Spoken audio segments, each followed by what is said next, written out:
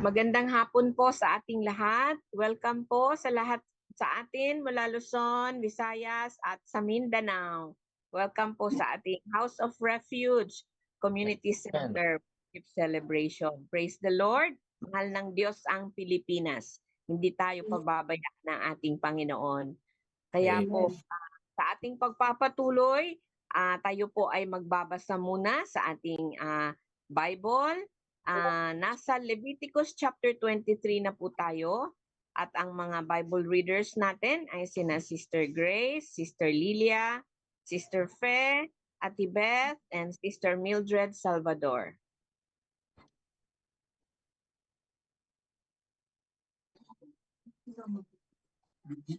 Sige po. Sa Leviticus 23 na po tayo.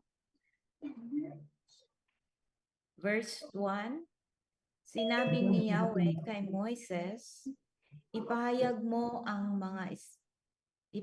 mo sa mga Israelita ang mga pistang itinakda ko.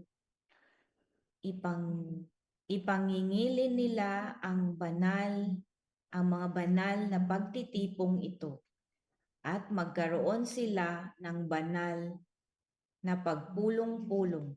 Verse 3, 6 na araw na kayong magtatrabaho, ngunit sa ikapitong araw, kayo'y magpapahinga. Iyon ay araw ng banal na pagtitipon. Huwag magtatrabaho ang sino man sa inyo, saan man kayo naroroon. Iyon ang araw ng pagpapahinga para kay Yahweh. Hallelujah. Verse 4, ito ang mga pistang itinakda ko. Verse 5, ang pista ng Paskwa na gaganapin sa gabi ng ika-14 na araw ng unang buwan. Verse 6, kinabukasan ay pista ng tinapay na walang pampaalsa. 7 araw kayong kakain ng tinapay na walang pampaalsa. Verse 7, sa unang araw magkakaroon kayo ng banal na pagtitipon. Huwag kayong magtatrabaho. Verse 8, 7 araw kayong mag-aalay kay Yahweh ng handog na susunugin. Sa ika-7 araw, muli kayong magkakaroon ng banal na pagtitipon.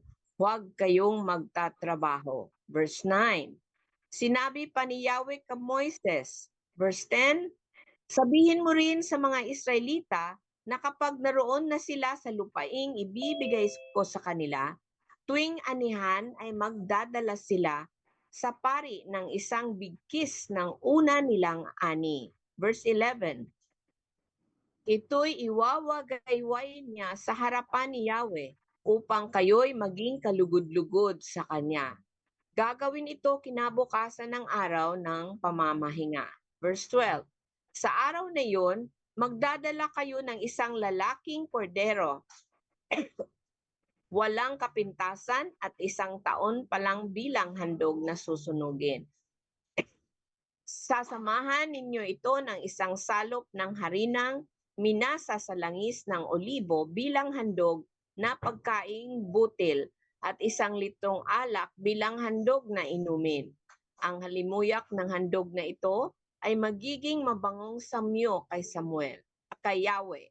Verse 14, huwag kayong kakain ng tinapay o trigo, maging sinangag o sariwa, hanggang hindi ninyo nagagawa ang paghahandog na ito. Ito ay tuntuning susundin ninyo habang panahon. Verse 15, pista ng pag-aani. Mula sa kinabukasan ng araw ng pagpamamahinga, araw ng pagdala ninyo ng bigkis na ani.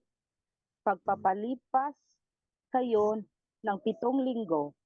Verse 16, ang ika-50 araw ay tatama sa kinabukasan ng araw ng pamamahinga.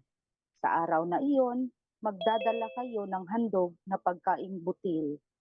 Verse 17, sa 2 tinapay na may pampaalsa, 1 salop ng harina ng bagong aning trigo ang gagamitin dito.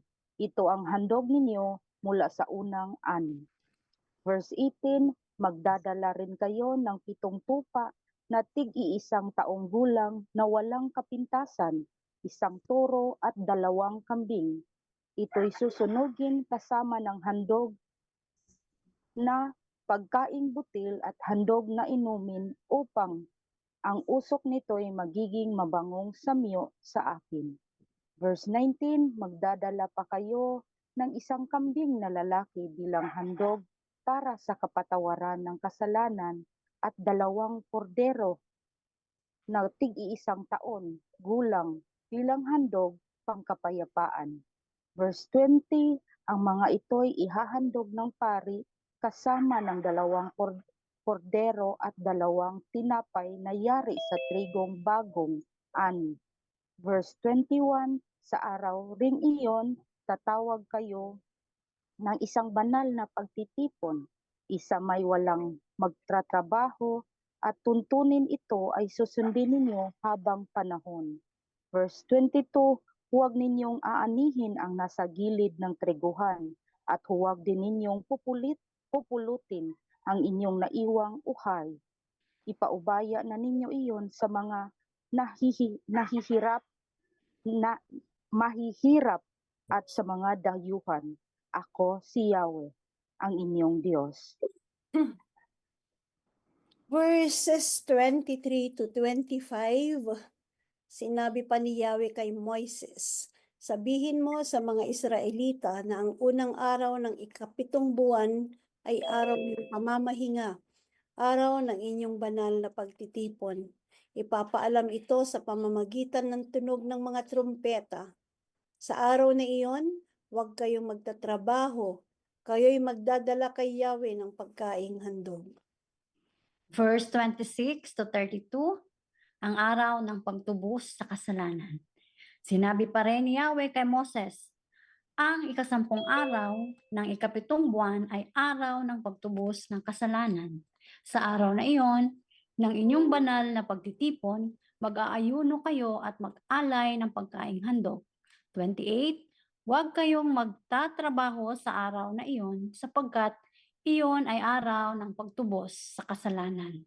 Ito'y isasagawa bilang pagtubos sa inyong pagkakasala sa harapan ni Yahweh na inyong Diyos. 29, ang hindi mag-aayuno sa araw na iyon ay ititiwalag sa sambayanan ng Diyos. 30, pupuksain ko sa harapan ng madla ang sino mang magtatrabaho.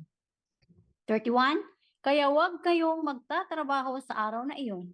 Ito ay batas na dapat ninyong sundin sa habang panahon saan man kayo naroroon. 32, sa araw na iyon, kayo ay dapat magpahinga at huwag nga kayong magtatrabaho mula sa gabi ng 9 na araw hanggang sa kinabukasan ng hapon at mag-aayuno kayo sa mga araw na iyon. Amen.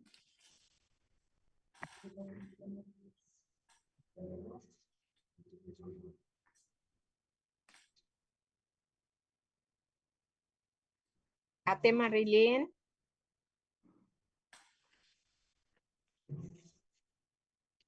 Oo pala, sorry po. Mute pala ako.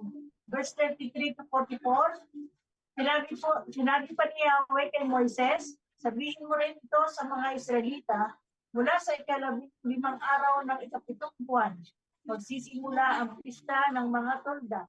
Itong araw na ito pagdiriwang. Sa unang araw, magkakaroon kayo ng banal na pagtitipon at huwag kayong magsatrabaho. 36, 7 araw kayong maghahandog kay Yahweh ng handog na pagkain. Sa 8 araw, muli kayong magtitipon upang sumamba at mag-aalay ng pagkain handog. Iyon ay banal na pagtitipon, kaya huwag kayong magtatrabaho. 37, iyan ang mga pistang sinakda ni Yahweh, mga araw ng inyong banal na pagtitipon. Sa mga araw na iyon, magdadala kayo ng handog na susunugin, handog na pagkain butin, at handog na inumin ayon sa tinakda ng bawat araw. 38, bukod ito sa mga nakaraniwang araw ng pamamahinga, at ang mga handog na ito ay iba pa sa mga pang-araw-araw na handog kay Yahweh. At sa mga ukusang handog ninyo, o mga handog na ginagawa ninyo bilang pagtupad sa panata. Pagtupad ng panata. 39, sa ika-15 araw ng ikapitong buwan, pagkatapos ng pag-aani, 7 araw pa kayong magpipista para kay Yahweh. Huwag kayong magtatrabaho sa una at ikalawang araw. Sa unang araw, pipitas kayo ng mabubuting bungang kahoy, mga sanga ng palmera at mayayabong na sanga ng kahoy sa tabing ilog. 7 araw kayong magdiriwang bilang parangal kay Yahweh na inyong Diyos. 41, ang pistang ito ay ipagdiriwang ninyo sa loob ng 7 araw, tuwing ikapitong buwan, taon-taon. Ito ay tuntuning susundin ninyo habang panahon. 42, sa buong panahon ng pistang ito, lahat ng Israelita ay sa tolda maninirahan upang malaman ng inyong mga anak na sa mga tolda tumira ang mga Israelita na ilabas ko siya sa Egypto. Ako si Yahweh ang inyong Diyos. 44, gayon nga inihayag ni Moises sa mga Israelita ang mga kapistahan upang parangalan si Yahweh. Purihin po ang Panginoon. Yan, manalangin po tayo. Panginoon, kami po ay patuloy na nagpapasalamat at pupuri sa bawat mga salita na aming pong binasa sa hapong ito. Salamat po, Panginoon, sa bawat tuntunin, mga paghahandog at iba't iba, Lord, na patuloy na pinapagawa mo na ikaw ay bigyan ng kapurihan, kaluwalhatian po at pagsamba, Panginoon, at pagsunod sa mga pinag-uutos na po, Panginoon.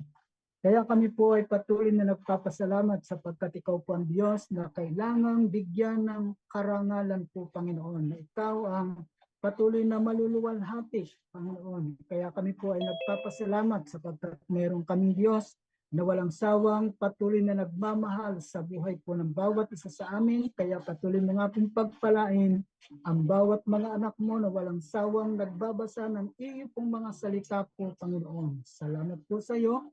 At patuloy mo po silang pagpalain. Ganon din ang bawat mga nakikinig at walang sawang patuloy na nakikinig ng iyo pong mga salita. Maraming pong salamat sapagkat ikaw po ang Diyos na napakabuti sa buhay ng bawat mga pamilya dito po sa House of Refuge. Salamat po sa iyo sa pangalan po ng aming Panginoong Jesus. Amen. Amen. Amen. Amen. Maraming salamat po sa lahat ng nagbabasa at thank you din po kay Pastor Wilfred. God bless us all. Hallelujah. At ngayon sa ating pagpapatuloy, tawagin natin ang ating mahal na kapatid, Sister Grace Yu, para sa scripture reading and opening prayer.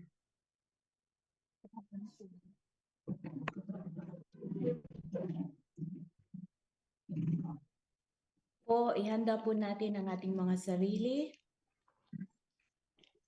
Psalms 57. Be merciful to me, O God. Be merciful to me, for in you my souls take refuge. In the shadow of your wings I will take refuge till the storms of destructions pass by. Amen. Hallelujah. Thank you, Lord. Hallelujah. This is the word of the Lord. Through the storms, we can pass distractions. Father, Son, Holy Spirit, Panginoon, sa amin pong pag-gather ngayong hapon, pinapasalamatan ka namin, Panginoon, sa mga buong taga-House of Refuge. Panginoon, patuloy na ang paggabay at pangusap sa bawat puso ng isa't isa, bawat tahanan, Panginoon, na nangangailangan ng iyong kalinga ngayong hapon, at bawat mga ina, mga nanay, mga tatay at mga anak, Panginoon, na nangangailangan, Panginoon, ng iyong kalinga. Patuloy na iligtas mo po kami, Panginoon, lalo na sa aming bayang Pilipinas.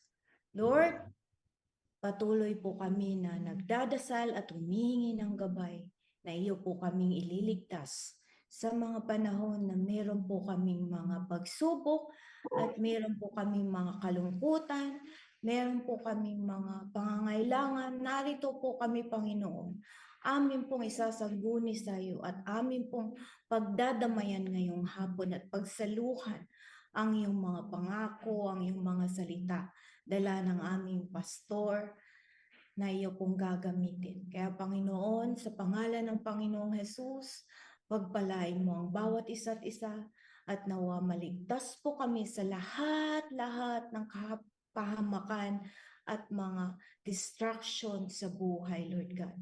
Nawa, Lord God, na ang iyong salita lamang ang mananaig at maghari sa aming mga buhay. Kaya Panginoon, maraming salamat at gabayan mo po kami araw-araw. Sa pangalan ng Panginoong Jesus, Amen.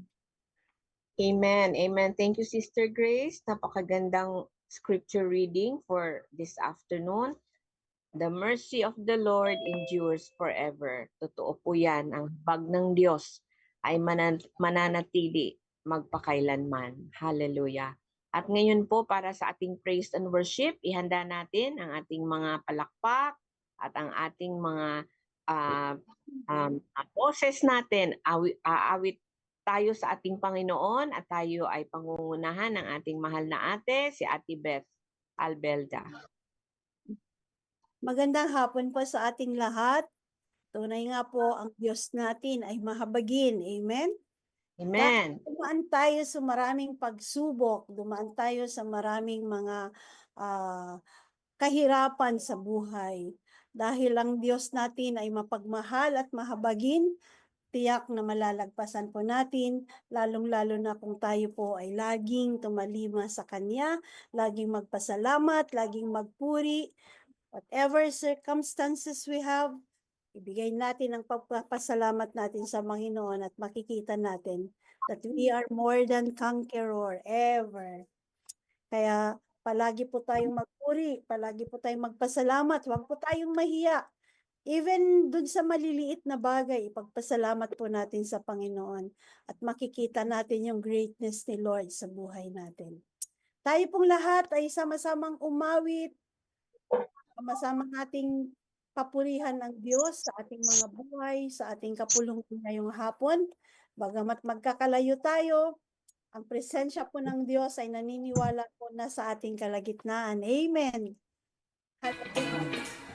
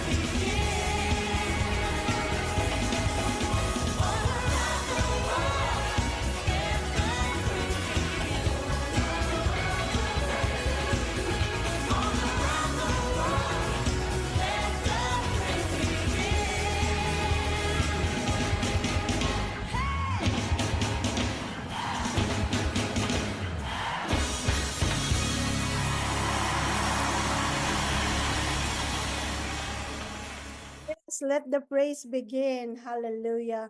Panginoon, kung iisipin lang namin palagi ang iyong pagmamahal, ang amin pong mga puso ay mapupuno ng pagpupuri at pasasalamat sa iyo. Tunay na ikaw ang dakilang Diyos na nagpakita sa amin ng pag-ibig na kahit nino man ay hindi kayang tumbasan. Kaya nga sa hapong ito, dadakilain ka namin, lululhatiin ka namin dahil ikaw ay karapat-dapat. Hallelujah. Bless your word, Lord. Thank you for your love.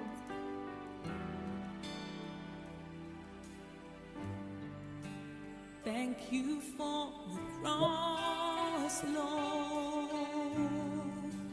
Thank you for the price you paid, bearing all my sin and shame. In love you came, gave amazing grace. Thank you for this love, Lord. Thank you for the nail-pierced hands, washed me in your cleansing flow. Now all I know, your forgiveness and embrace. Worthy is the Lamb.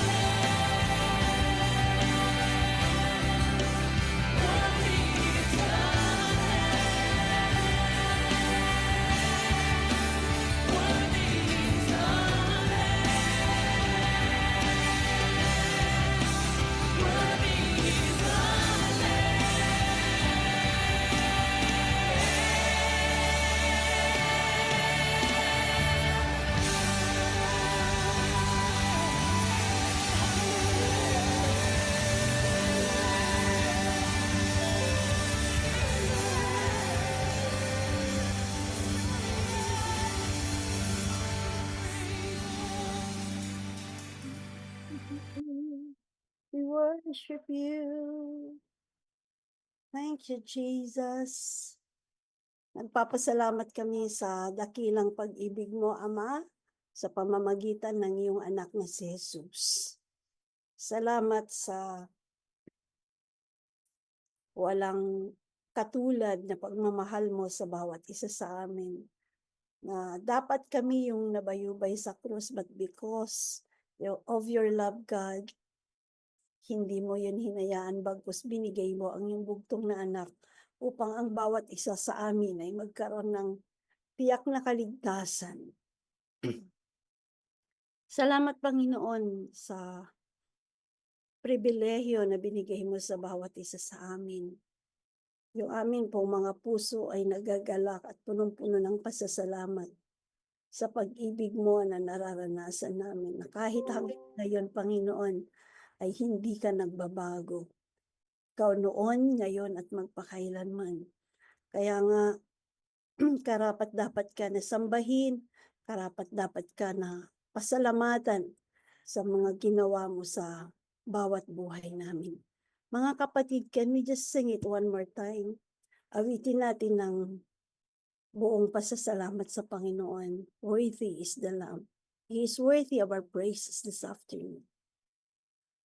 Worthy is the Lamb seated on the throne. Crown you now with many crowns. You reign victorious.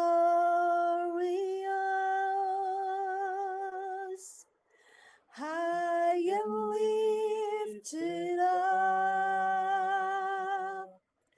Jesus, Son of God, the darling of heaven crucified. Worthy is the Lamb, worthy is the Lamb.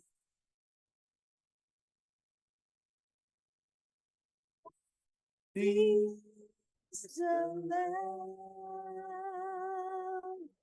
seated on the throne.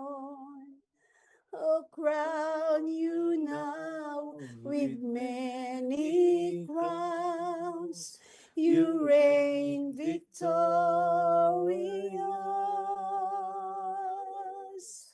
High and lifted up, Jesus, Son of God, the darling of heaven crucified.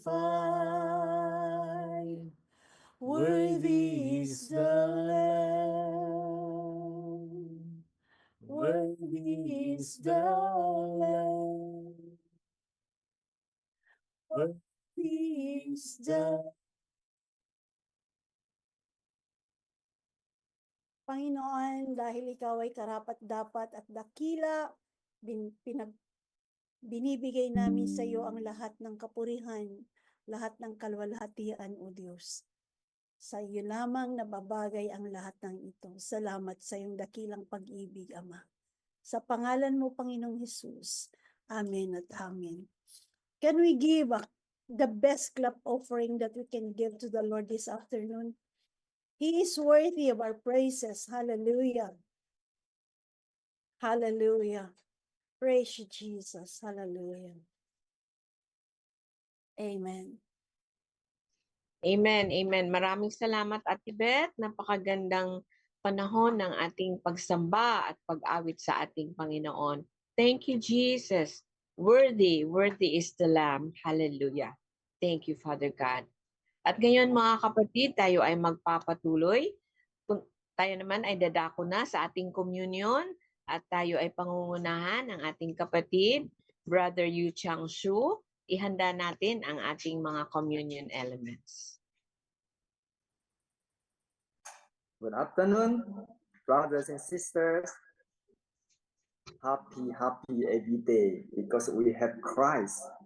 The Spirit Amen. of Christ live with us forever, never left us. He is always with us in our life. Let's start our Holy Communion. Thank you, Lord. Thank you, Jesus, in all our life.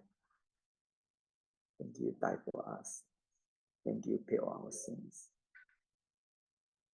The Holy Communion is a memorial of Christ's suffering and death, a precious gift to those who believe.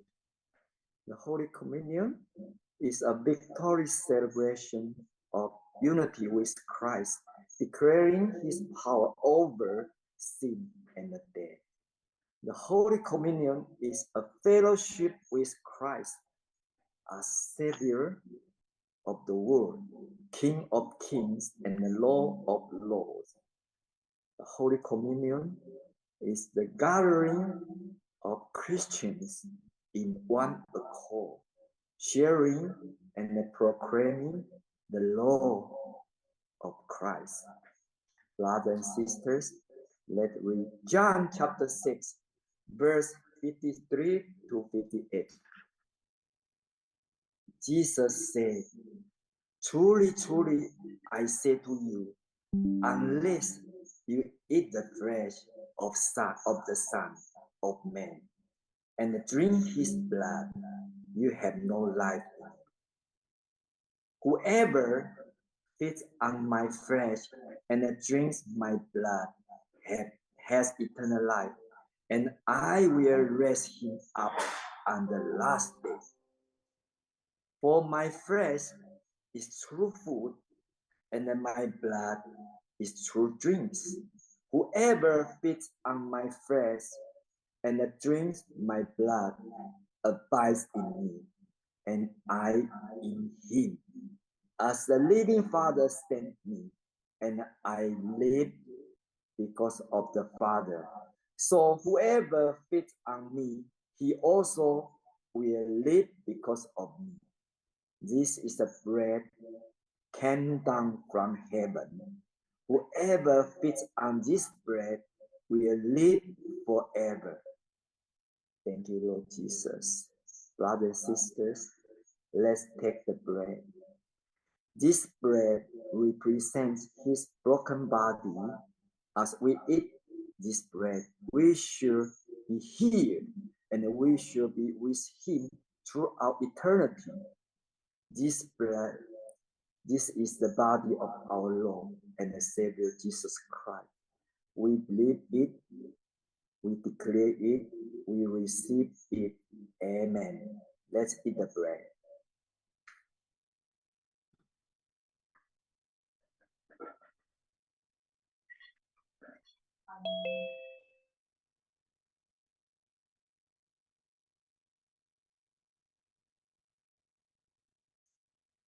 Let's take the cup. This is the cup of his blood, the blood of the new and everlasting covenant. It will be shed for you and for many for the forgiveness of sins. Let's drink this cup.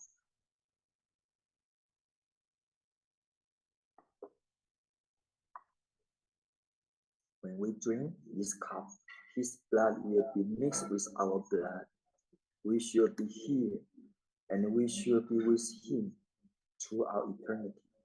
We believe it, we declare it, we receive it. Amen.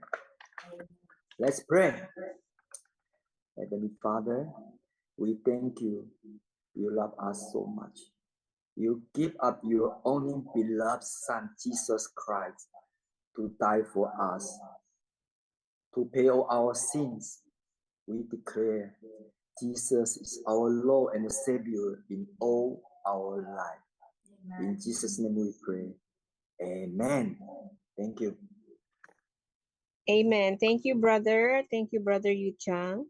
At ngayon po, tayo ay magpapatuloy na sa ating pakikinig sa salita ng Diyos na dadalhin ng ating mahal na pastor, Pastor Mario Albelda. Okay, magandang hapon po sa ating lahat. Thank you very much, Sister Lilia. Mukhang parang nararamdaman ko yung init na nararamdaman nyo ngayon sa panahong ito. It's 2:43 in the afternoon. Ito yung tinatawag nating kasagsagan ng heat index sa ating bansa. So anyway, ano lang, tiis-tiis lang tayo, maitatawid din natin ito. Kaya Amen. hindi natin tatagalan, siguro mga 45 to 1 hour ang preaching natin. Joke lang. Yeah, I think sa Taiwan yata malamig pa din, no? Until now, they're still having their cold season there. Pero dito po sa atin, unti-unti nang pumapasok na nasa dry and hot season na tayo. But nonetheless, let's feast on the Word of God this afternoon. Alam natin na the Lord has prepared something, something good for all of us to receive from His Word. Kaya tayo po'y manalangin. Panginoon, marami pong salamat. Pinupuri ka namin sa pagkakataon. Sabi nga po nila, this is the most exciting part of our gathering. Bagamat virtually, but still, Lord, alam po namin that you are not limited with distance and even the space, Panginoon. Nasaan man dako kami ng Pilipinas o dako ng mundo, Panginoon, sa loob ng aming mga tahanan at loob ng aming mga kwarto, nasan man kami, alam po namin, Panginoon, that you are able to move in our hearts and you're able to speak, Panginoon, ng inyong pong mensahe para sa bawat isa. Kaya po, samahan niyo kami and we commit to you the rest of our time, even as we receive your word this afternoon. We thank you and honor you, Lord, in the name of Jesus Christ, we pray. Amen. Amen. Ayan. So magandang hapon po muli sa bawat isa at tayo nga ay nagpapatuloy sa ating pag-aaral ng salita ng Panginoon. We are now on our third week, no, ng buwan ng Marso. Today is March 16. And for the last several weeks ay nag-aral tayo, no? Inaral natin ang tungkol o ang ating series for this month is about the local church, no? The body of Christ, which the Lord has started, no? Sabi nga in Matthew chapter 16 verses 16 to 18, ang sabi ng Panginoon kay Peter, no? Sabi niya, upon this rock I will build my church and even the gates of hell will not be able to prevail over it. So tandaan po natin mga kapatid na ang church, no, ano man ang pangalan nito, saan man ito located, it was actually the Lord Jesus Christ who built His church. Hindi po ito pag-aari ng sino man, hindi ito property o kingdom ng sino mang mga pastor o bishop o ano man ang tawag sa kanila, but the church was actually built and it is owned by the Lord Jesus Christ. Kaya nga po mahalaga sa atin na bilang mga Christians today, and especially tayo po na mga part, no, we consider ourselves to be part of a local church ng House of Refuge, mahalaga na maintindihan natin what are God's plan and purpose for His church. Hindi lang tayo uma-attend without knowing our calling. Hindi lang tayo dumadalo sa isang ministry without knowing what God's plan or what God's purpose is for that particular local church. So, nung po nakaraang 2 linggo, we have learned that one of the purposes of the local church is to serve one another. Paglingkuran natin ng bawat isa sa pangalan ng ating Panginoon. I mean, maglilingkod tayo not for the purpose of getting back kung ano yung ating pinaglingkod, but simply serving one another. And last Sunday, we also talk about the local church, no, na ang calling nito is for us to be accepted, no? Regardless ano man ang ating status, ano man ang ating economic condition, o ano man yung ating mga nakaraan, we were all called to be accepted with one another, no? Mahalaga po na kung paano tayong tinanggap ng Panginoon, ganon din natin tatanggapin ang bawat isa sa loob ng kanyang simbahan. Sabi nga natin, ang ilan sa atin siguro iba-iba yung ating background, no? Iba-iba ho yung ating mga upbringing, iba-iba yung mga lugar na kinalakihan natin. But nonetheless, since we are part of His local church, the body of Christ in House of Refuge, we have to learn how to accept one another. By accepting one another, tayo po ay sumusunod sa utos ng Panginoon sa atin na mahalin natin ang bawat isa. So this afternoon, titingnan din naman natin ang isa sa mga another calling and purpose of the local church. At bukod sa paglilingkod natin sa bawat isa, bukod sa panawagan for us to be able to accept one another, mga kapatid, tayo po bilang church today, we're called by God to be a message bearer. No, tinawag po tayo ng Panginoon hindi lamang maglingkod sa bawat isa, hindi lamang upang tanggapin natin ang bawat isa, but thirdly, ito ho ay mahalaga, no, na tayo po ay maging tagapaghatid ng mabuting balita o ng mensahe ng ating Panginoon. Alam niyo po yung concept ng messenger, di ba? Alam natin yung konsepto ng tagapaghatid ng balita. And normally, no, sa mga pelikula o siguro even sa mga stories, normally, ang mga message bearer po ay either they bring good news or a bad news, no? Normally po ang mga tagapaghatid ng mensahe ay meron dalawang uri ng mensaheng ipapadala. Either ito ay mabuting mensahe o mabuting balita o kaya hindi magandang balita. But we thank God today na ang ating pong calling bilang mga mananampalataya, we were called to bring the good news. No? Ang ating pong tayo po, bawat isa sa atin na mga Kristiyano, ay tinawag ng Panginoon na magdala ng mabuting balita. Several days ago, napakarami mga naging ganap sa ating bayan at iba't ibang uri ng mga balita ang natatanggap natin. Na yung iba't ibang mga uri ng balita na yun, sometimes ay nagdahatid sa atin ng hindi magandang impact o hindi naghahatid sa atin ng hindi magandang uri ng kaisipan. Because we have been, there's a lot of fake news, mga bad news na nag-proliferate sa ating bansa nowadays. But mga kapatid, tandaan po natin na bilang mga Christians today, we were not called to bring the bad news. But rather, tinawag po tayo ng Panginoon para maghatid ng magandang mensahe para sa bawat isa. And we can see this in Acts chapter 15, verses 8 to 11. Ito po ay isang istorya kung saan ang iglesia during that time were newly born, bagong panganak pa lang noon ng iglesia sa Jerusalem at sa iba't ibang panig ng iba't ibang dako during that time. And mahalaga na mula sa karanasan ng mga unang mga disciples o unang mananampalataya, makakuha tayo ng mga principles that we can learn. Bakit ba natin dapat na ihatid ang magandang balita o ang ebanghelyo sa kapanahunan natin ngayon? Let's read from Acts chapter 15 verses 8 to 11. Ang sabi po dito, ang Diyos na nakakasaliksik ng puso ang nagpapatotoo na sila ay tinatanggap niya nang ipagkaloob niya sa kanila ang Espiritu Santo tulad ng pagkakaloob niya sa atin.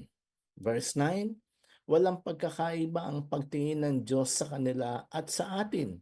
Nilinis din niya ang kanilang puso sa pamamagitan ng kanilang pananampalataya. Verse 10, bakit sinusubok ninyo ang Diyos? Bakit ninyo iniaatang sa mga mananampalataya ang isang pasaning hindi na kayang dalhin ng ating mga ninuno at hindi rin natin kayang pasanin? Verse 11, sumasampalataya tayo na tayo ay maliligtas sa pamamagitan ng kagandahang loob ng Panginoon at gayon din naman sila. Ito pong mga talatang nabasa natin mga kapatid, actually ay bahagi ng Acts chapter 15 na kung saan during that time, there were some debate or yung tinatawag na parang mga talakayan among the leaders of the early church in Jerusalem. Na kung saan ang mga apostles sa pangunguna nila Apostle Pedro, of course, si Pablo and the rest of the apostles, And hindi lamang sila, kundi kasama yung mga elders o yung mga unang leader ng simbahan during the time. And they were debating during the time whether the Gentile believers, yung po mga mananampalataya, yung mga pagano, mga hentil na mananampalataya, will be asked to follow the Jewish customs. Ano po yung customary ng mga Hudyo during that time? Na ang isang tao ay dapat na magpatuli in order to receive God's salvation. That is why they were having this debate, no? This discussion, no? Kasi aside from the Jewish, aside from the Israelites during that time, because marami pong mga unang mananampalataya na naging message bearer, kumalat ang gawain ng Panginoon, that even the Gentile, yung pong mga pagano, yung mga unbelievers, ay nagkaroon ng opportunity to be able to believe the gospel. Kaya po ang sabi nila, ire-require ba natin sa mga Gentiles na magpatuloy din sila katulad natin so that ang tulad natin, sabi nila, sila rin ay magkaroon ng kaligtasan. But here we see, no, in verse 8, na pinaalala sa kanila ni Pedro na ang Diyos ay hindi nag-create ng distinction between the Jews and the Gentiles, and that all, ang bawat isa, regardless kung ikaw ay mananampalataya o hindi, kung ikaw ay Hudyo o pagano, as long as you have believed on the Lord Jesus Christ, you are going to receive His salvation. No? So nagkakaroon po ng gano'n, no? ng talakayan. Kaya pinaalala sa kanila ni Pedro na ang kaligtasan ng Diyos actually were made not only for the Jews but for everyone. He explained to them na kung paano po ang ebanghelyo ay applicable hindi lamang sa mga Israelita o sa mga Hudyo, but it is also applicable maging sa buhay ng mga hentil, because everyone who received the gospel of the Lord Jesus Christ also received the Holy Spirit, and because they have the Holy Spirit in their hearts, nililinis ng Panginoon ang ating mga puso at tayo ay tumatanggap ng kaligtasan sa pamamagitan ng biyaya ng ating Panginoon. Kaya po mahalaga mga kapatid na tandaan po natin na bilang mga Kristiyano today, we have to remember that it is not tradition, it is not our religious practices ang siyang maghatid ng katotohanan sa atin, no? But rather, ang katotohanan lamang po ng ebanghelyo ang siyang maghahatid ng kaligtasan sa ating mga buhay. Hindi kinakailangan ikaw ay membro ng isang relihiyon for you to be able to receive God's salvation. Ang kailangan mo lamang ay tanggapin ang Panginoon sa buhay mo, magsisi sa iyong mga kasalanan, and then eventually, you will be able to receive God's salvation. And alam niyo po ba mga kapatid na kapag tayo ay tumanggap na sa Panginoon, naturally, ay nagkakaroon tayo ng mga actions that we do good works, gumagawa tayo ng kabutihan bilang result ng ating karanasan of having the truth and the freedom from the message of Christ. Now mga kapatid, these things will not going to happen to us. Hindi magaganap ang mga bagay na to sa atin, not unless we hear the message of God's salvation. And the same thing with the rest of the people today. They will not be able to receive the good news of God's salvation without the message bearer. Kaya tandaan po natin ang bawat isa sa atin ay tinawag ng Diyos. If you are a Christian today, you have accepted Jesus in your life, tandaan po natin kahit hindi ka pastor, hindi ka teacher, hindi ka prophet, hindi ka evangelist, hindi ka apostle, as long as you are a Christian, a believer of the Lord Jesus Christ, you have received something from God. Amen? No? Meron po tayong tinanggap mula sa Panginoon, and we have received the message of God's salvation that we today, bilang mga Kristiyano, we have to bring it kinakailangan dalhin natin ito at ipakalat natin sa maraming mga tao. Because as a church, our calling is to be a message bearer. Mga kapatid, ano po ang tatlong kadahilanan why we need to bring the message of God's salvation? Tandaan natin na regardless kung nasaan ka man ngayon, meron kang tinanggap na mensahe na mabuting balita. And we have to bring this to the people. So we will going to see some of the reasons. Hindi ito yung kompleto, but these are some of the reasons why we need to bring the message of the good news, the message of God's salvation to other people. Number one is that, ang sabi po rito sa verse 8, the good news. Pwede ba natin basahin sabay-sabay? The good news is offered to all the people. Ang mabuting balita po ay ino-offer, ibinibigay para sa lahat ng mga tao. Dito po sa verse 8, ang sabi po nila, ang Diyos na nakakasaliksik ng puso ang nagpapatotoo na sila ay tinanggap niya nang ipagkaloob niya sa kanila ang Espiritu Santo tulad ng pagkakaloob niya sa atin. In English, God who knows the heart showed that He accepted them by giving the Holy Spirit to them. Makikita po natin dito mga kapatid that the Apostle Peter was actually referring to the Gentiles. Ang sabi niya, sila ay tinanggap niya. Ang mga hentil ay tinanggap ng Panginoon nang ipinagkaloob niya sa kanila ang kanyang Espiritu Santo. Here we see mga kapatid na ang ebanghelyo na tinanggap ng mga Gentiles, na mga pagano during that time ay nagpapatotoo na dahil sila ay tumanggap na rin ng banal na espiritu sa buhay nila, ito ay nagpapatotoo that God had accepted them, na sila ay tinanggap na ng ating Panginoon. Ibig po sabihin, bilang mga Christians today, tulad ng mga unang Hudyo nung panahon na yon, tandaan po natin that the message of the gospel, the good news that we have in our hands, is not exclusive. Hindi ho ito exclusive lang o para lamang sa isang particular na lahi o para lamang sa isang particular na grupo, but it is actually intended and offered to everyone. Amen po ba mga kapatid? Na hindi tayo dapat pala mamili kasi ang Panginoon mismo ang nagsabi na ang mga unang pagano noon who have accepted the gospel of the Lord Jesus Christ have in the same way accepted the Holy Spirit in their lives. In other words, mga kapatid, ipinapakita lamang ng Panginoon ang kanyang pagtanggap sa mga taong ito nung binigyan niya ng proof, ng ebidensya when He gave the Holy Spirit to them kung paano ang mga Jewish believers have received the Holy Spirit.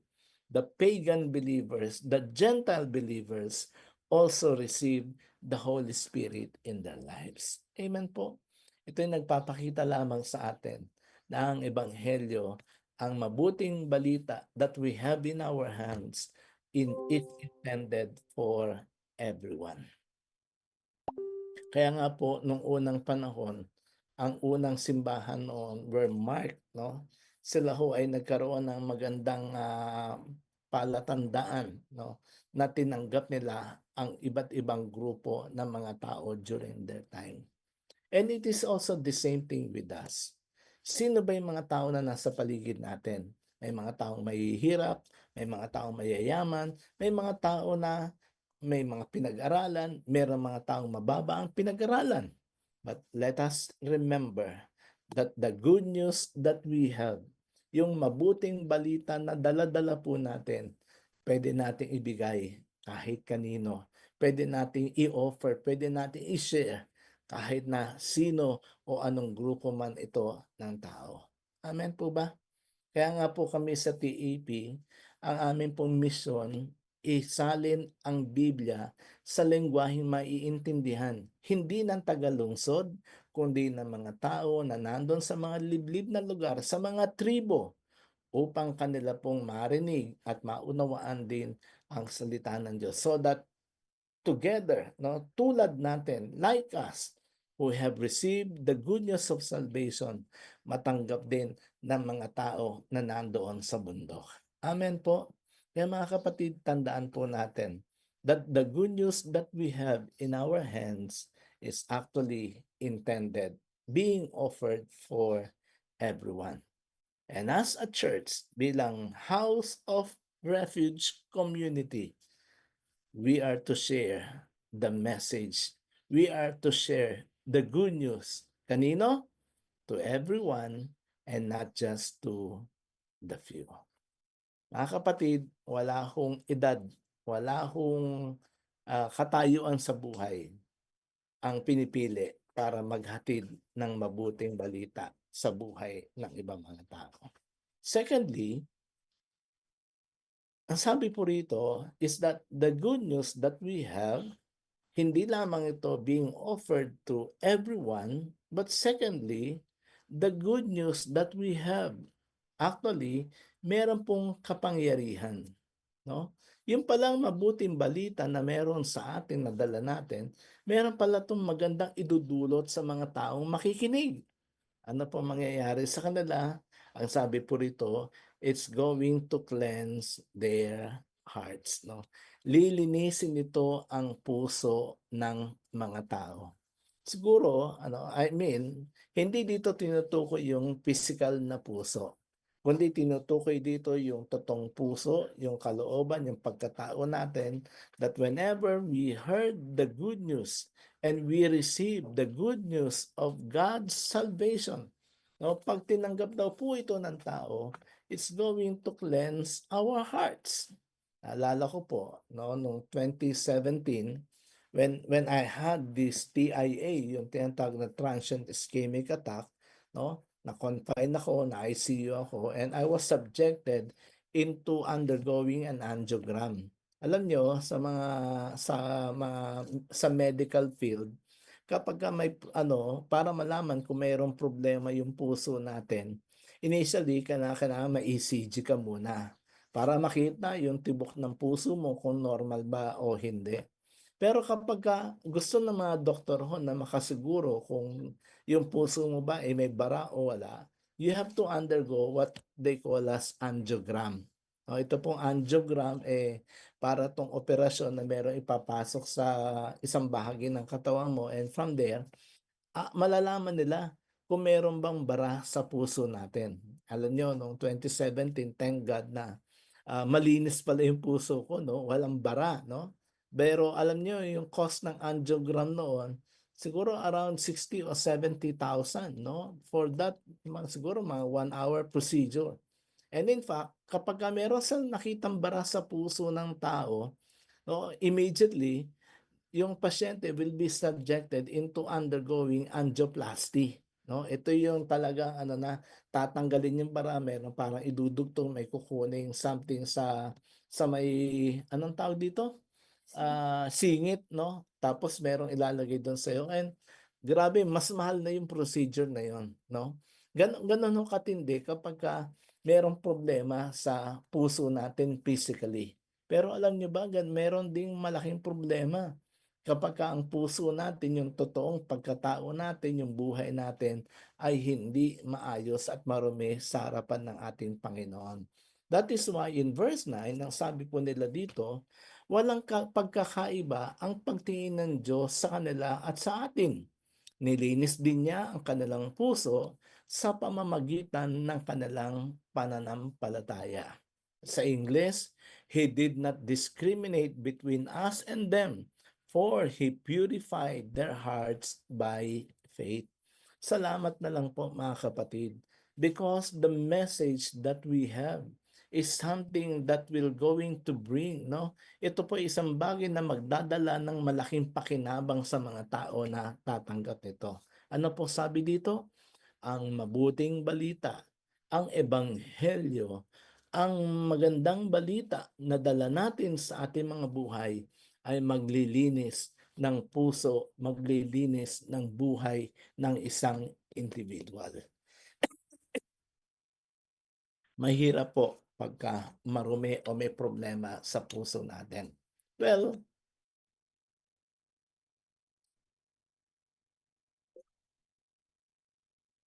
the Bible says, no, na ang lahat po sa atin ay nagkasala. And because of the sin, no, tayo pong lahat in one way or the other have inherited a sinful heart. No? Sabi nga, sa lahat ba ng mamanahin ang namana pa natin masamang puso, no? Kasi ganun talaga no? Yung mga ninuno natin, no, magmula kay Adan at kay Eva, we were all sinners. The Bible says, no, walang sino mang nakapasa to God's standard. That is what all of us are considered to be sinners. Whether you like it or not, mga kapatid, kuminsan kahit sa panahon na tayo ay may edad na, kuminsan yung masamang puso o yung makasalanang puso umaandar pa rin o gumagana pa rin. Kaya nga, tandaan po natin that when we receive the gospel truths, kapag tinanggap na natin ang katotohanan mula sa ebanghelyo o sa mabuting balita ng ating Panginoon, tandaan po natin na nagsisimula na rin ang proseso ng paglilinis ng ating mga puso from our inner being, mula sa kaibuturan ng ating puso hanggang sa panlabas na anyo ng ating mga buhay. And this is only made possible when we have received the true message of the gospel. Sapagkat ang mensahe ng mabuting balita, actually, ito ang maglilinis sa atin. Kaya nga, ang sese, di ba, pagka nararanasan natin, nagkakaroon tayo ng realization, dati hindi ako ganito. Dati hindi ako maayos makitungo. Dati hindi ako mapagpakumbaba. Dati hindi ako ganito, no? Somehow, nagkakaroon tayo ng tinatawag na transformation sa ating buhay. Nababago yung puso natin, nababago yung ating attitude, nababago yung ating mga pananaw. And we learn to be more Christ-like in our attitude. Bakit ito nangyayari sa atin? Kasi tinanggap mo ng totoo sa puso mo ang ebanghelyo, ang mabuting balita na nagmula sa ating Panginoon. And this gospel points us towards Christ. Itinuturo, tayo ay dinadirect nito sa ating Panginoon, thus giving us a fresh start as an individual. Amen po ba? Mga kapatid, meron tayong dalang mabuting balita. Ang mabuting balitang ito ay para sa lahat. Sa mga kasama mo sa trabaho, kapitbahay mo, kamag-anak mo. At maganda, pag dinala mo yung mabuting balita sa kanila, ang sabi ng Bible, ito ay maglilinis ng kanilang mga puso. They don't need to pay hundreds of thousands para malinis yung bara ng puso nila. Tanggapin lang nila si Jesus ng totoo sa puso nila. Lahat ng anumang marumi, lahat ng anumang kasalanan sa buhay natin, papatawarin ng ating Panginoon. Alam niyo po kasi pag marumi ang puso ng tao, hindi magfo-flow ng maayos yung, di ba? Hindi magfo-flow ng maayos yung blessing ng Diyos sa kanila. Ganun din sa physical heart. Kung may bara yung puso natin, hindi dadaloy na maayos ang dugo sa katawan natin. Magkakaroon tayo ng heart attack, magkakaroon ng stroke. Kaninang umaga, sabi ng tao namin, pinakita sa akin, sabi niya, sir, tignan niyo po yung dryer, no, ng washing machine. Meron po kaming dryer dito na binili ng daughter-in-law namin dito sa farm, no, several months ago. Pero nagtataka kami, bakit hindi siya makatuyo ng mga damit pagkatapos na malaban, lalagyan namin sa dryer. It will normally take us 3 to 4 times, no, at least mga 40 minutes bawat pagsalang mo sa kanya, pero hindi natutuyo. Alam nyo, kanina nilinis niya, ang daming makakapal na mga parang yung mga fiber na nagmula doon sa mga unang pinatuyo na nagiging bara doon sa system niya kaya hindi siya nakakatayo. Pero ngayon natanggal na, aba, maganda na magpatayo ng damit. The same thing with us mga kapatid. Pag may bara sa ating spiritual heart, hindi makakadaloy ng maayos ang pagkilos ng Panginoon and even the blessings that God has prepared for us. Mga kapatid, we bring the good news. Because the good news ay, sabi rito, naglilinis ng puso ng tao. Thirdly, the good news that we bring also, no, hindi lamang siya naglilinis ng puso ng tao, but it brings salvation by grace. In verse 11, ang sabi po rito, sumasampalataya tayo na tayo maliligtas sa pamamagitan ng kagandahang loob ng Panginoon. Gayon din sila. Sa English, we believe that it is through the grace of our Lord Jesus Christ that we are saved, just as they are.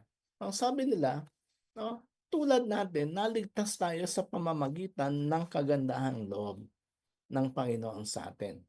Ito ay posible lamang when we receive the gospel, when we receive the good news that comes from the Lord Jesus Christ. Mga kapatid, ito po very fundamental that in Christ all men are saved. Amen po ba? No, na ang kaligtasan is only possible through the Lord Jesus Christ. Hindi sa sinumang tao, hindi sa sinumang prominenteng presidente o anumang uri ng opisyal sa ating pamahalaan, even sa mga religious leaders. Wala hong maliligtas sa pamamagitan ng tao, but all men can only be saved through the Lord Jesus Christ. Tandaan po natin, walang anumang tradisyon, walang anumang mga religious rituals or ceremonies ang makapagliligtas sa atin, but the plain and simple gospel for the salvation of everyone. Next month, April, magkakaroon na ng tinatawag na mahal na araw. Marami mga tao uli, traditionally, were going to hurt themselves, no? Papapako nila ang sarili nila, sasaktan nila ang sarili nila, believing na kapag ginawa nila yun, maliligtas sila. Pero mga kapatid, no amount of religious rituals, no amount of religious traditions will going to bring salvation into our lives. But the good news, the gospel, the simple gospel of the Lord Jesus Christ. Hindi lamang ho ito naglilinis ng ating mga puso, but secondly, ito ay naghahatid ng kaligtasan para sa bawat isa na tatanggap dito. Kaya nga as Christians, we cannot look on others with prejudice or judgment. Hindi natin pwedeng sabihin, hindi siya karapat-dapat na tumanggap ng ganitong salvation. Hindi siya karapat-dapat na maging bahagi ng church. No, we cannot say that. Because every one of us, tandaan po natin, no amount of our good works can bring salvation in our lives. In Christ alone, that we can have God's salvation. Kaya mga kapatid, very powerful. Dala natin, nasa kamay natin. And one of His purpose, why you are here at House of Refuge Community, is for you to be God's messenger. Dalhin natin ang mensahe ng mabuting balita. Huwag na yung mensahe ng masasamang balita sa ating kapaligiran. Dalhin natin ang magandang balita ng pagliligtas at paglilinis ng Panginoon sa buhay ng tao, ng sinumang tao na mananampalataya sa Kanya. Let us pray. Lord, marami pong salamat for your word this afternoon. Salamat po, Panginoon, for trusting us with your message of salvation, the good news of salvation that is intended for everyone. Tulungan mo po kami na ngayon na nasa aming mga kamay ang mensaheng ito Tulungan mo po kami na i-share namin to so that like us, Lord, others will going to experience the cleansing of their hearts. And not only the cleansing, but even receiving your salvation tulad ng natanggap mo namin. Gamitin mo po ang bawat isa sa amin, irregardless, Panginoon, ng aming katayuan o kinalalagyan. Gamitin mo po kami, Panginoon, na maging tagapagdala ng mensahe mo sa ibang mga tao. We thank you and praise you this afternoon. In the name of Jesus Christ, we pray. Amen. Amen. Amen. Praise God. Magandang hapon po sa ating lahat. Amen, amen. Maraming salamat, Pastor Mario. Tayo po ay na-reminded this afternoon dahil tayo ay nandito because somebody said, gave the message to us. Bawat isa sa atin ay nandito ngayon dahil merong nagdala ng magandang balita. So we will, gusto ko lang i-share Romans 10:14 to 15. Sabi pa dito, paano naman sila tatawag sa Kanya kung hindi sila sumasampalataya? Paano sila sasampalataya kung wala pa silang napakinggan tungkol sa Kanya? Paano naman sila makakapakinig kung walang mangangaral sa kanila? At paanong makakapangaral ang sinuman kung hindi siya isinugo? Tulad ng nasusulat, o kay gandang pagmasdan ang pagdating ng mga nagdadala ng magandang balita. Kaya tayo po ay messenger, messenger ng good news. Huwag po nating kalimutan, mga kapatid, always remember, the good news is offered to all people, lahat ng tao, and the good news cleanse our hearts. Kaya let us be a messenger of the good news ng ating Panginoon. Amen? So gawin po natin yan, mga kapatid. Huwag lang isa-sarili natin yan. The good news is intended for everybody. Kaya isa po tayo sa magdadala ng magandang balita sa iba. Amen. Hallelujah. God bless Pastor Mario at sa mensahe na narinig natin ngayong hapon na ito. At ngayon po sa ating pagpapatuloy, tayo ay dadako na sa prayer for the persecuted country. Tawagin po natin ang ating kapatid, Sister Fe Helbolingo.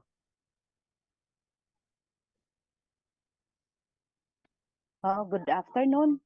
Yes po. Good afternoon. At isa ito po na kailangan, isa ito sa gawain for good news ang ating mga mahal na persecuted church, ang ating mga kapatid sa bansang Libya. And for my short research po, ang Libya, ang mga Kristiyano sa Libya ay nakakaranas ng matinding pag-uusig dahil sa hindi matatag na kalagayan ng bansa at sa paglaganap ng Islamic Islamiko, Islamic extremism. Karamihan sa mga Libya ay Muslim at ang mga Kristiyano, lalo na ang mga nag-convert mula sa Islam, ay madalas na nakakaranas ng diskriminasyon, pananakot, karahasan, at ang mga simbahan ay kakaunti at mahigpit ang pagbabawal sa Kristiyano sa pagpahayag ng kanilang pananampalataya. Kaluoy, no? Dayon, ang Kristiyano, lalo na ang mga nag-convert na makulong o magdusa ng mga banta sa kanilang buhay, ang kalagayan ng relihiyosong kalayaan ay lubhang mahirap at ang mga Kristiyano sa Libya ay patuloy na nabubuhay sa takot dahil sa mga posibleng pag-atake o paggigipit mula sa mga militanteng grupo at pamahalaan. So kaya persecuted sila. So we are so blessed na tayo sa Pilipinas ay kahit nga example ito ang House of Refuge, na sa bahay tayo, pwede tayo mag-fellowship. Grabe. Thank you, Lord, for this opportunity. Ang ganda. We are very freedom. We have freedom. We have freedom to teach about Jesus. So, kaya ako, sabi ko nga sa puso ko, I'm so thankful kasi naiba na yung pananaw ko. And with this, parang naaawa ako sa taga-Libya na hindi sila katulad natin, na wala silang freedom to know about Jesus. Kaya kailangan natin silang ipagdasal at gaya sa sabi ngayon ni Pastor, the good news. Kasi kapatid natin sila, anak din sila ng Diyos. So samahan niyo po ako sa pagdadasal para sa kanila. Let us all pray. Hallelujah, Panginoon. Kami po ay nananalangin para sa aming mga kapatid na mga Kristiyano sa Libya. Ipinagdasal po namin ang kanilang kaligtasan at lakas sa gitna ng kanilang pag-uusig. Huwag po silang mawala ng pag-asa, hallelujah, at bigyan sila ng tapang upang magpatuloy sa kanilang pananampalataya. Naway maranasan nila ang iyong pag-ibig at proteksyon sa bawat araw, Lord. Gabayan niyo po sila at bigyan ng kagalakan at kapayapaan kahit sa gitna ng kanilang paghihirap. Hallelujah, Jesus. And sa pangalan ni Jesus, Amen, Amen. Thank you, Lord. Amen. Amen. Maraming salamat, Sister Fe. God bless you, Sister Fe. Amen. Hallelujah. At ngayon po tayo ay dadako na sa tithes and offering at ibigay natin at ang panahon kay Sister Mildred Salvador. Amen. Magandang hapon ulit sa ating lahat, mga kapatid. Ang ating tithes and offering verse ay makikita sa 2 Corinthians chapter 9 verse 7 to 9. Ang bawat isa ay dapat magbigay ayon sa kanyang pasya, maluwag sa loob at hindi napipilitan lamang, sapagkat iniibig ng Diyos ang nagbibigay ng may kagalakan. 8. Magagawa ng Diyos na pasaganain kayo sa lahat ng bagay at higit pa sa inyong pangangailangan, upang sumagana kayo para sa mabubuting gawa. 9. Tulad ng nasusulat, siya'y masaganang nagbibigay sa mga dukha. Ang kanyang kabutihan ay walang hanggan. Amen? Salamat sa salita ng Diyos. Tayo po ay manalangin. Yes, Lord, Panginoon, maraming salamat po sa iyong walang hanggang biyaya at pagpapala. Salamat po sa pagkakataong ito na kami ay makapagbibigay para sa aming tithes and offering bilang pagpapahayag ng aming pagsunod at pagpapasalamat sa iyo.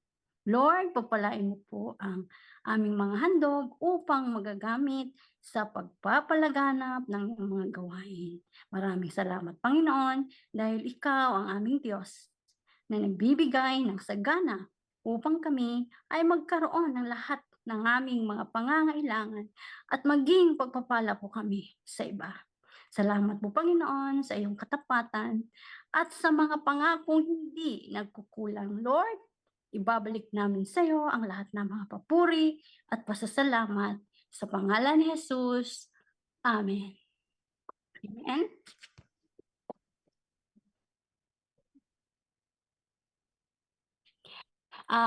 Para po sa ating tithes and offering sa Taiwan, contact Brother Yu Chang Chu via pick-up and deposit. And sa Philippines naman, contact Sister Marilyn Armahar via GCash, Sir 961-612-1030. God bless the cheerful and faithful giver.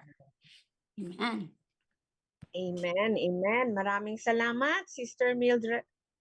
Sister Mildred, God bless you dyan sa Taiwan at sa buong pamilya mo. At ngayon po tayo ay makikinig sa prayer, panalangin for the nations and closing prayer mula sa ating ate, Ate Marilyn Almahar.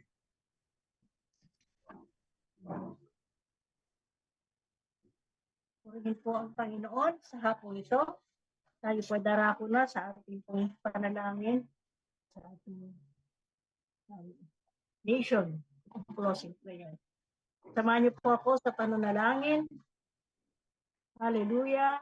Kapilang Diyos Ama, makapangyarihan sa lahat, patuloy po namin ibinugilog sa inyo ang aming banal na bansang Pilipinas, Panginoon. Nakikita niyo po ang sitwasyon ng bansang Pilipinas, ngunit nananampalataya po kami, hallelujah, na mayroon kang gagawing himala sa bansa namin, Panginoon. Lord, nananampalataya po kami, Panginoon, na ikaw ang siyang patuloy na kikilos sa puso ng bawat tao, Panginoon. Ikaw ang siyang patuloy na magbibigay ng liwanag sa kanilang isip, Panginoon.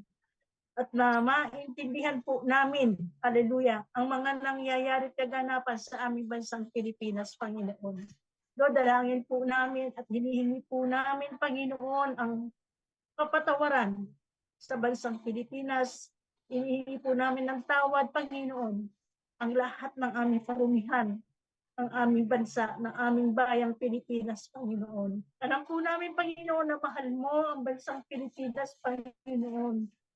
Naroroon ang iyong paningin, naroroon ang iyong kamay, Panginoon, sa bawat isa sa amin, Panginoon.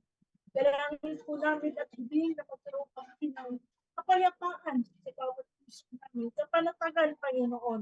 Huwag mo pong hayaan na maghari ang karahasan sa puso ng tao. Hayaan mo po, Panginoon, na ang pag-ibig po ang isang patuloy na mangyari at maganap sa bansang Pilipinas, Panginoon. Amen. Lord, kilos ka po sa bawat isa, lalo-lalo na po ngayon, na nangyayari at nagaganap sa aming bayan.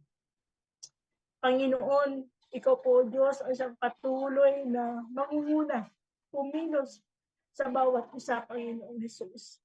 Lord, wala po kaming magagawa, Panginoon. Ngunit ikaw, Panginoon, ang may kapangyarihan na may magagawa ka sa puso ng bawat isa sa amin, Panginoon. Pagharian mo nga po kami. Pagharian mo ang bawat tao, Panginoon. Iyong makapangyarihan. At habagan mo po kami, Panginoon, ang bayang Pilipinas, Lord God. Lord, maraming po salamat sa inyo. Gayon din po ang Taiwan. Halos parehas lang po ang nangyayari at nagaganap. Gayon din po, pangunahan mo rin po sila, Panginoon. Maging ang mga nabubuno, Panginoon. Pangunahan mo po sila at bigyan mo po sila ng karunungan. Bigyan mo po sila, Panginoon, ng isang puso mapagpakumbaba, Panginoon. Lord, ikaw po, Diyos, na siyang patuloy na kumuno sa puso nila. Ikaw ang patuloy na mangunguna. Hallelujah. At pangunawa, Panginoon. At maghari ang pag-ibig sa puso ng bawat isa.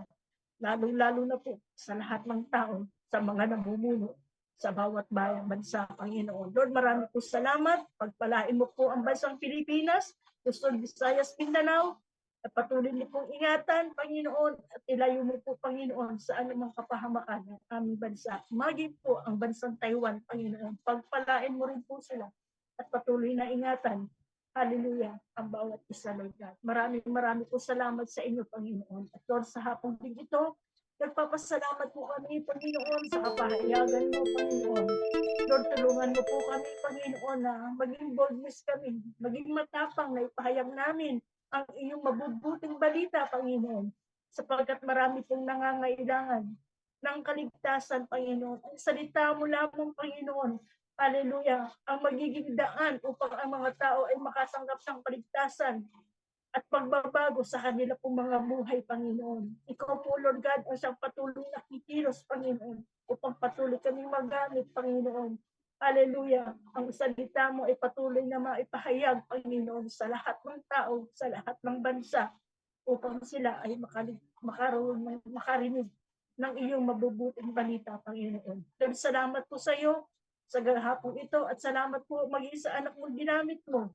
Hallelujah, upang sa pagpalain mo ng lubusan, Panginoon. Marami po salamat sa karunungang ibinibigay mo sa kanya upang kami man po ay makarinig ng iyong mga salita na nagmumula po sa iyo. Marami po salamat at magandang hapon po sa inyo. Marami po salamat, Panginoon. Sa iyo po ang lahat ng papuri, pasasalamat, pagsamba sa pangalan ng aming Panginoong Jesus. Amen. Thank you, Lord God.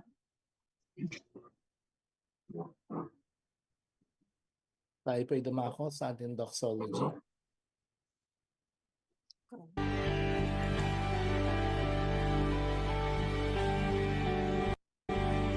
Praise God from whom all blessings flow.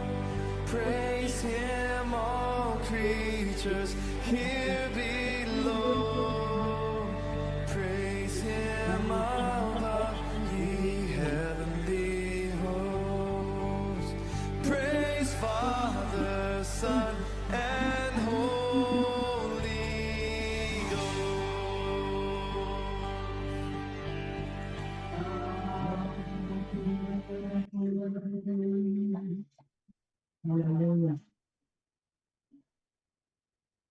Mananalangin po tayo sa oras na ito.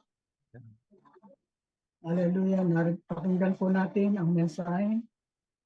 Isipin mo kung sino ang tao sa oras na ito na maatidan mo ng kwento.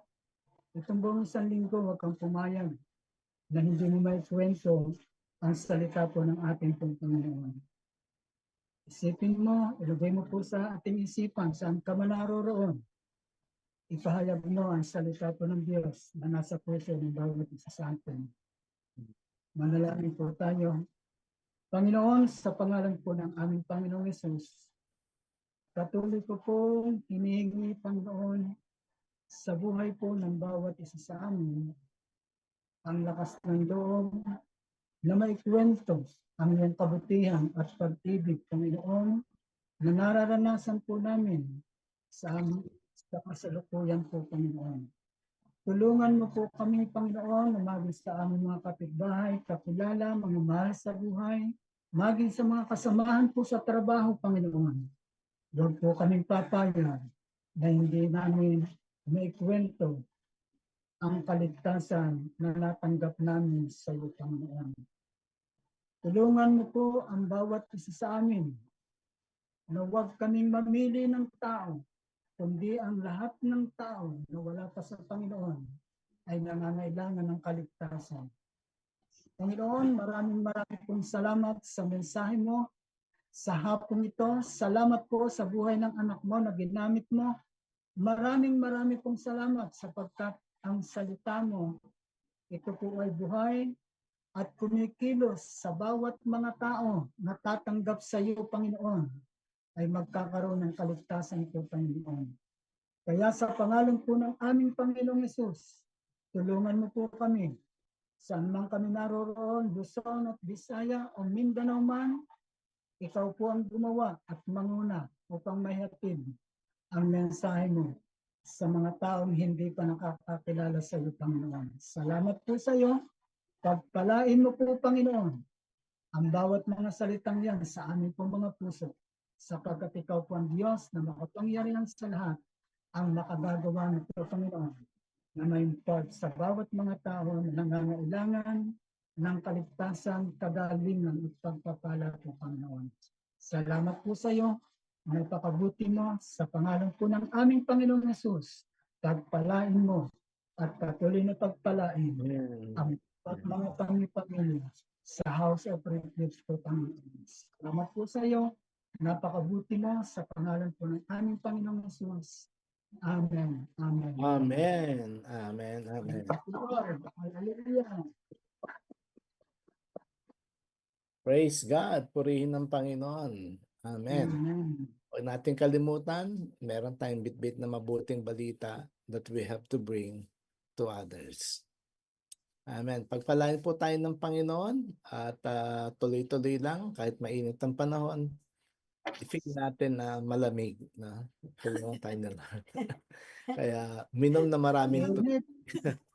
Amen. Ito na malamig. Ang lamig. Ang lamig. Pakainit eh. God bless us all, mga kapatid. And we'll see you on Thursday.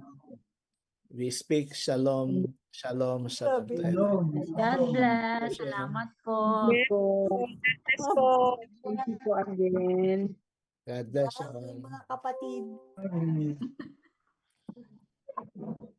Natin